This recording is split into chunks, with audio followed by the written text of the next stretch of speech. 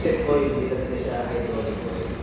So yung system natin mag-start Hydraulic from the power pack additional HPC. filter. No? So yung sa main yung system natin, may filter na doon. 50 micron filter na mapapakwas sa natin. Okay?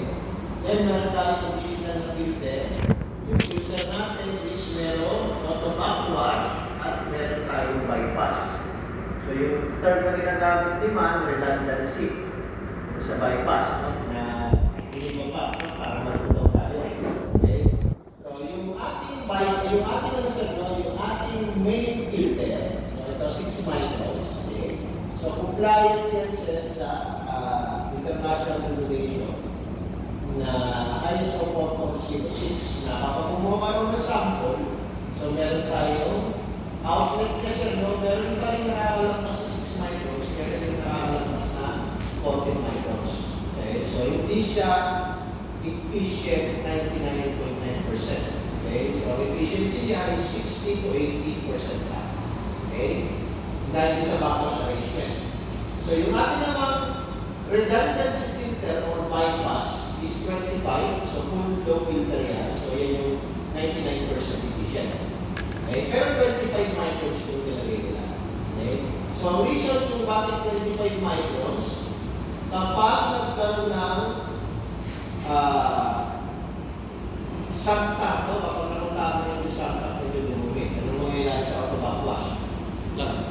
Maklakla, dudumi, so pang backwash yan.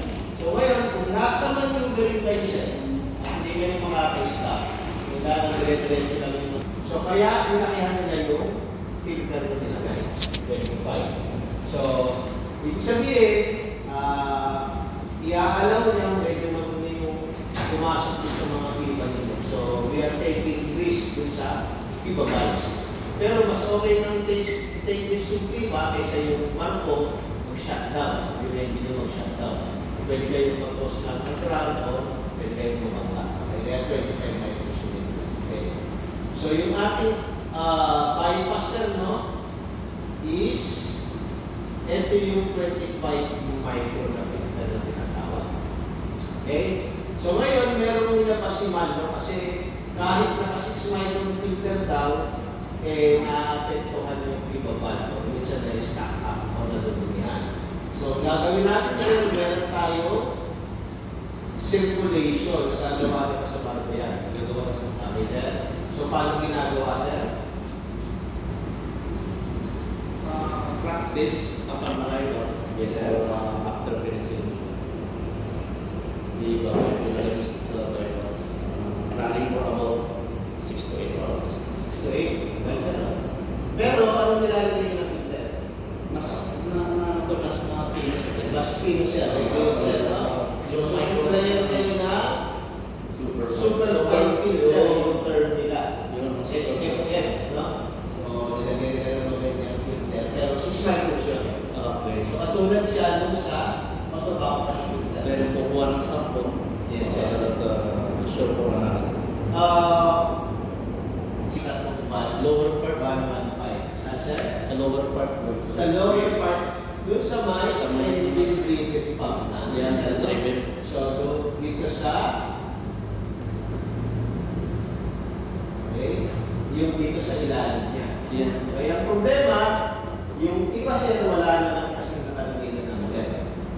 Okay? No? So, kaya hindi nila makita yung 115. Yung iba naghahanap dito sa baybat ng filter. Pangalawa, kaya siya mahirap hanapin kasi pag binuksan mo itong cabinet sir, no? Itong pintuan, okay? Ang nandito lang yan. So, nakikita nyo talaga dito. So, kung malaki yung makina nyo, medyo malalim ng konti. Okay? So, kaya hindi basta-basta nakikita. So, meron din sir, no? Diretso na lahat. Diretso na lahat, hindi nadadaan ng Hindi nadadaan ng system. Hindi Okay. nadadaan ng FIBA. Okay. Okay. Para yung Wala na yung cooler. Hindi nadadaan ng cooler. Hindi, dadaan pa rin kasi may yung Ay, tama lang po tama. sir. Yes sir. So 2 to 3 bars lang yan. Hindi naman natin yung pressurization. Tama. Okay? So hindi na naman natin kailangan activate yung FIBA, di ba kailangan activate yung pump. So ibabalik lang. So papaikot din lang na mas mabilis yung flow. Pero may alarm na sila. Na? May alarm na. Yung Yung hydraulic system pressure. Mag-low pressure sila. Yes, sir. Pero kung naka-finish mo Finish din, wala na ako. wala naman. So, hindi naman na kailangan naka-standby. Kailangan lang naka-finish mo. Okay. Yan yung Drain para pag nakasarado is hindi siya bubukas. Okay, so ito yung isang may section na ng ating mga ng ating mga engine cleaning pa. So ito man na oil yan, pero ibabalikan natin dito sa tank. So passing na yan dito. Okay, so papalitan na natin na 6 micron filter. Okay? With regards naman sir sa ano sir, kasi recommendation naman yan, kumuha ng sample. Okay? So, anong purpose ng sample? Okay? Ang purpose ng sample is to evaluate yung inyong auto-backwash filter. Kung efficient pa. Kaya nga meron tayo dito, no? Yung parang requirement na ano pa rin siya, no? Pumapasa pa rin siya sa ISO standard. Okay? Kailangan within dito lang yung makukuha ko ninyo na ano, no, na particles na 6 at 45